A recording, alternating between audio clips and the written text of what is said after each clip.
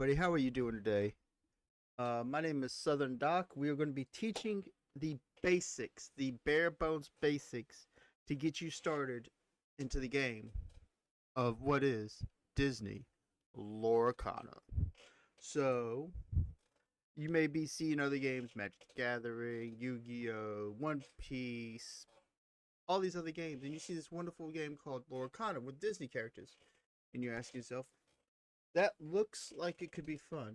Well, today we're going to show you a down and dirty bare bones introductory with gameplay near the end of it. It will be on Inktable, so it will show you some, and I will go step by step of what I am doing.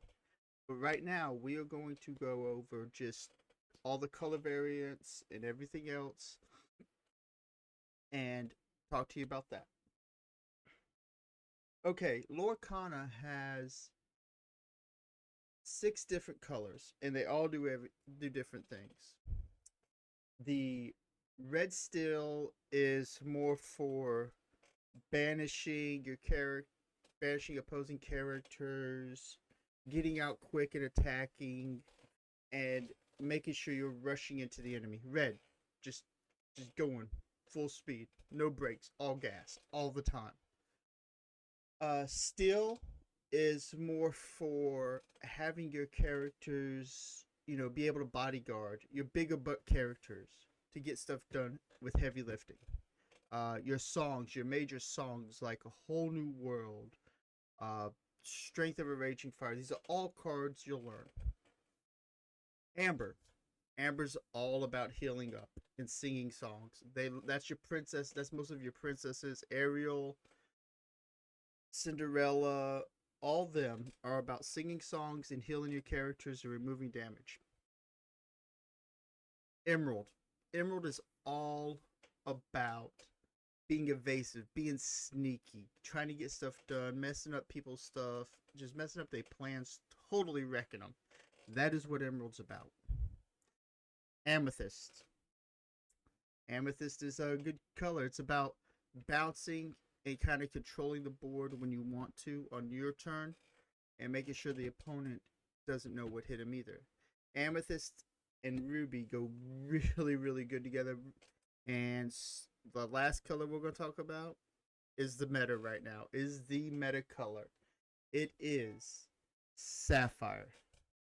Sapphire is all about just ramping, getting there fast, just ramp, gain all the ink you can, and just flood the board when you're able to get it, and items. It's about items too. Sapphire's all about the items as well. Items within big Tamatoa crabs. It's a beautiful, beautiful thing. And now, what we're going to do, now that we went over the color variations, we're going to go over the different, what ink and uninkable means. I'm going to go ahead and show you I'm going to show you some cards that are uninkable and inkable. And I'll explain them to you. Okay? This right here, it is a Sisu. You see in the corner where it says 8. I don't know if you see the 8 very well. But you see how it has just a single ring around it. That card means it's uninkable. You cannot ink that card during your turn. And I will show you in the gameplay in a little bit. But there is instances that you can ink that card. And I will show you an instant of a character that lets you do it and a item that lets you do it. Tipo will let you ink that card.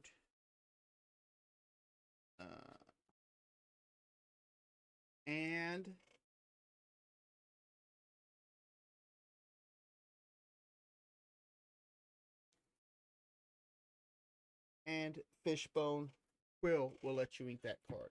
But these are the only 2 that will let you ink that card. Okay? And since we got Tipo out here, and also Sisu is a character. He is what is called a shiftable character. I will bring it up to you and zoom it into you. You see this shift 6. 1 second.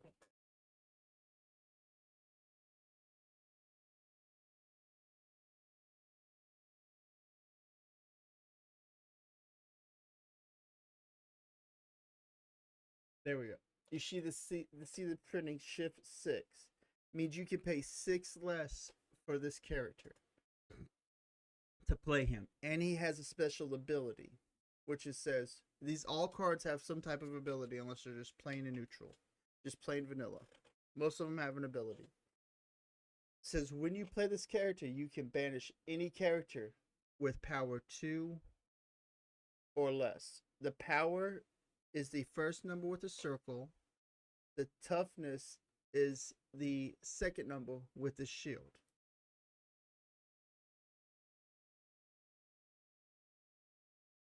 And also in Lorcana, you have different abilities and spells. You have what is called characters. Can't really see that very much. You have items.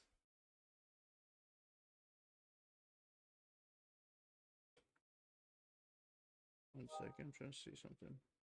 Yep, that's what I missed. You have songs, which when a creature equal to the song's cost can sing it and you don't have to use ink for it. It's very, very nice. And you have regular actions. And you have one more called a location, which can usually give your characters special abilities at the location. And some of them will gain you passive lore. And you have to get up to 20 lore to be able to win the game. So, and the thing is, this is not a reactive to where you, in a lot of card games you react to your opponent's turns. This game you do not. You react. They cannot react to your turn. They have to wait till their turn to be able to react to it, which is a wonderful thing. Also, your deck has to at least consist of 60 cards. 60 card minimum deck. And to be able to and you can only have 2 colors. You cannot have more than 3 colors in one deck.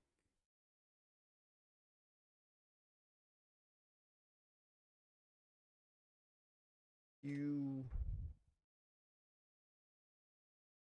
mainly want to find colors that go good with each other, like amber and steel, sapphire, steel. All the colors go good with each other, but you just got to find that right combination. Most of your meta colors, like your main colors people are going to play, are going to be amber steel, ruby sapphire, sapphire steel, what is also known as blurple, which is amethyst sapphire, sapphire emerald, and emerald steel are going to be some of your main heavy hitting combos. So, with that being said,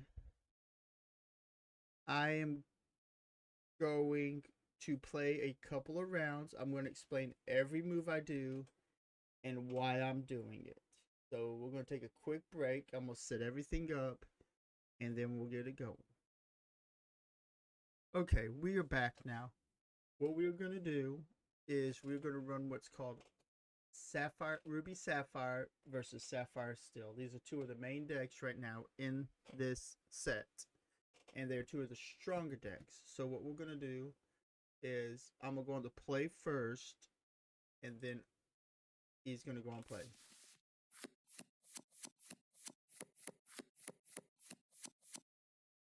Okay. Right now, in what phase we're in right now, after the draw phase, we are what's called the mulligan phase, where you can pick as many cards as you want and put them back into your deck, but you draw the top however many you took. So right here, this is a terrible hand for me. So I'm going to select all of them. And I'm going to ship the whole hand back because I want to have lower cost cards to be able to draw into stuff to keep going quicker and to ramp and to get more ink into my inkwell.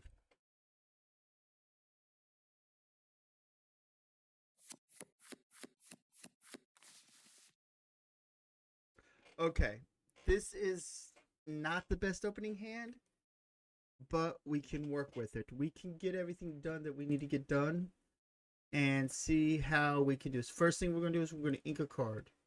Right now, this Pirate's Life ain't going to do nothing for us right now. So what we're going to do is we're going to take this card and put it right here into the inkwell. And we're going to play this card to draw us another card to replace itself. Yes, we will take the draw. And now we're going to pass the turn to our opponent. Our opponent's going to draw, play an ink, play a photosphere, draw a card, and pass the turn back to us. So here's where it's going to get tricky. We've got one card that can ramp us and one card that can really hurt the opponent. But seeing how we are a red-blue deck and all of our stuff is really high cost, like 6s and 7s, we're going to take this card called Sail. I can only ink another inkable card. So I've already know what I'm going to do. I'm going to ink the Vitalisphere. I'm going to play the Sail because it'll let me draw a card. And I can ink another card, and I'm going to ink the 6 cost because it might take a little bit, and I can already get stuff out with the next turn. So we're going to ink this, and we're going to pass the turn.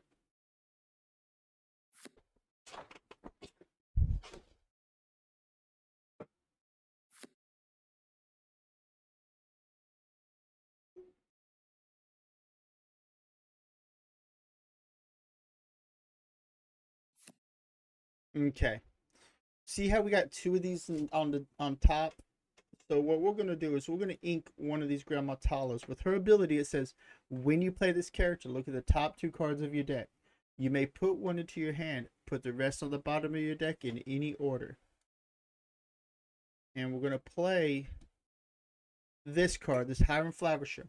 When you play this character and whenever he quests, you may banish one of your items to draw 2 cards. So once I play this Paw Sickle, which is an item, I'm going to get rid of it to draw 2 cards. Yes. And we're going to pass.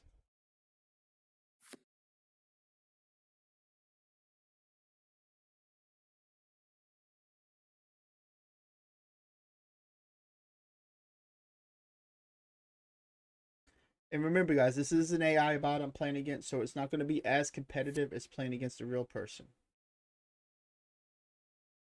We are going to ink the Brawl, which it's a banishing. Like, I could banish this T-Po because it's only 1 power. With Brawl, you can banish anything 2 or less.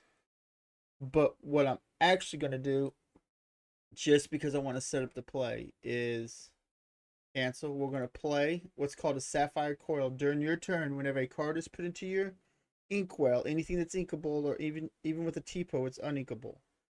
You neg to the power of a character, which plays really good with one of the cards in my deck. So we're going to go ahead and go here. We're going to play another one. We're going to ink this. We're going to give Sisu neg 4. And we're going to quest with Hiram, which means I'll gain 1 lore. I'll do his effect. And I will play this card right here to draw. And I will pass the turn. I am now at 1 lore versus 0 lore. You're going up to 20.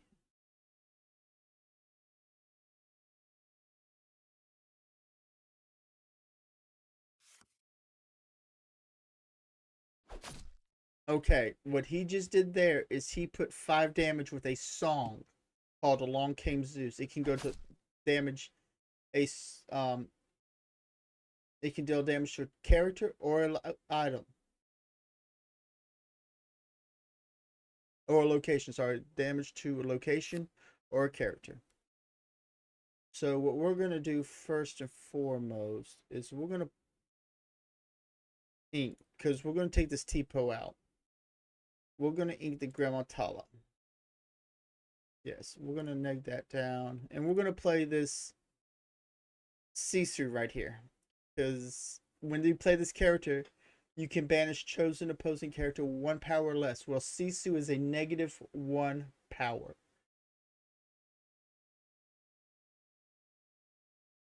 And we're going to play this, draw, and we're going to pass because right now there's nothing we can do right now. Because we have only 1 inkable card, and that's one of our heavy hitting cards, and everything else is uninkable.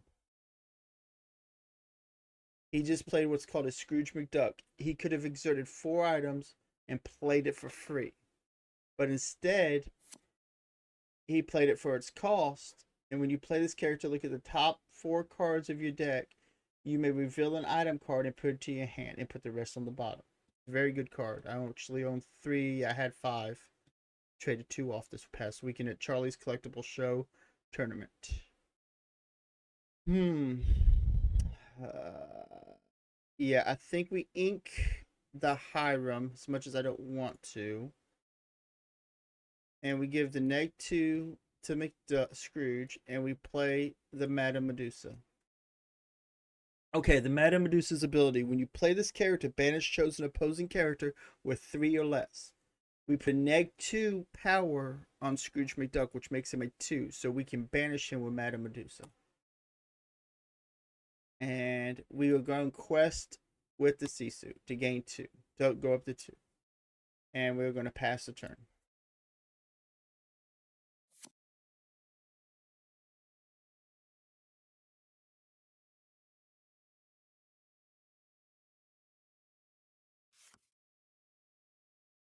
Zeus the Madame Medusa, of course.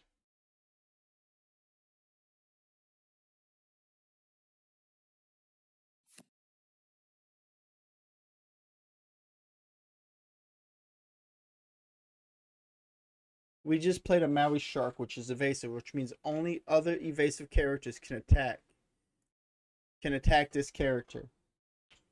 And whenever this character challenges another character, it means when it fights or it goes into another character, I can return an action card. An action card can be Sail, like Sail or any song cards. He is at 8 ink right now.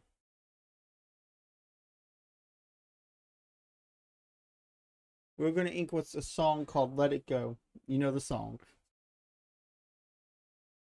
And there's nothing to give -2 to because I'm not going to do it to my own guys. We're going to play a Grammatala. Oh, God, not much there. Yep. And we're just going to quest because we can quest with both of them.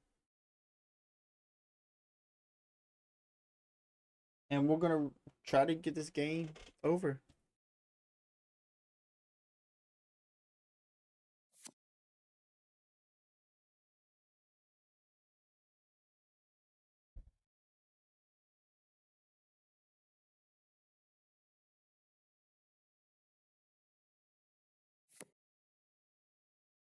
Okay.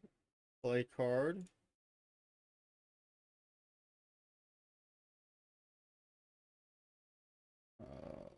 Quest.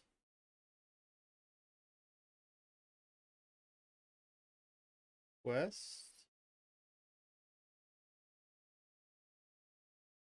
Usually in real life, you wouldn't use your stuff on these characters.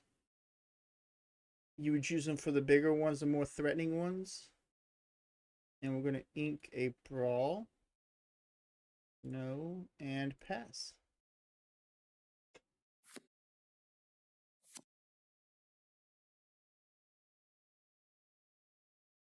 Got a bell. Okay.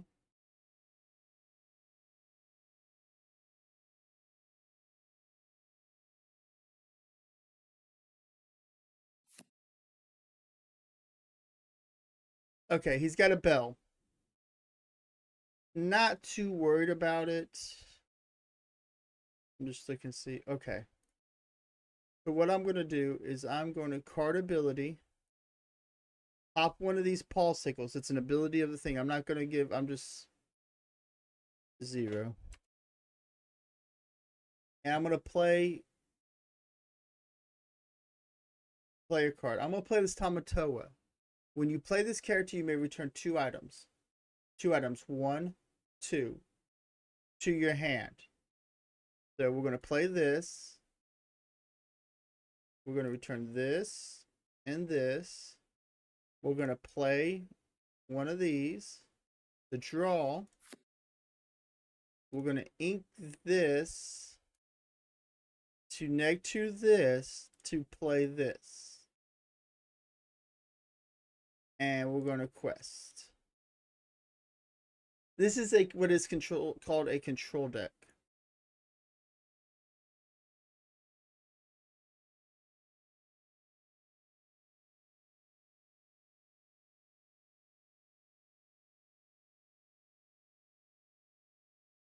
And we're going to pass the turn to our opponent. Lucky Dime. That card right there is really good. It lets you tap it for 2 and then choose a character of yours and gain lore. So I could tap it for 2 and gain 2 lore from here. Let's see. 1, 2, 3, 4, 5, 6, 7. Okay. Well, 1 short. So we're going to ink a card. Ink a Tipo. No. Play a card. And we can win the game right here. Because what we're going to do is we're going to play this character for its shift ability. What shift means is you can pay 6 instead of paying the 8. And when you play this character, you got to shift it onto another Sisu character. You can't shift it onto any other characters. It's got to be a Sisu. And when you play this character, just like the small one, you banish characters with all opposing 2 or less power. 2 power or less, you banish all characters. Let's try to see. 3, 4, 5, 6, 7, 8. Okay. I'm going to show you something. This is called a song. We're going to sing a song. We're going to sing How Far I'll Go. This card, you make a character with cost 4 or more can sing this song for free. This song lets me look at the top 2 cards of my deck, put one into your hand and the other into your inkwell. Face down and exerted, which means you can't use it this turn. So we're going to go ahead and sing it with Grandma Tala. Because she's 4. And we're going to keep this one. Oh, dang it. I'll gain a lore. And just do that. And now we're going to play a card. Go here. We'll gain another lore from his ability. We're going to sing another song with here. Because we'll gain another lore. We'll just keep that one. Gain a lore. No. And now we'll quest out for game. So what we'll do is we'll quest here for 3. Puts us at 18.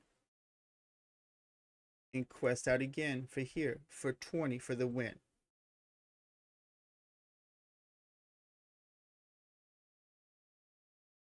Okay. Well, I hope you like this little introduction to Lorcana. It was short, sweet, down and simple.